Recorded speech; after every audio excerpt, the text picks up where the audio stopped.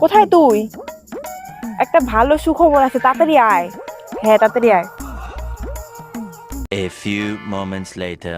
একটা সুখবর আছে, শুনকা। কি রে? কি সুখবর আছে? কো তাড়াতাড়ি কো।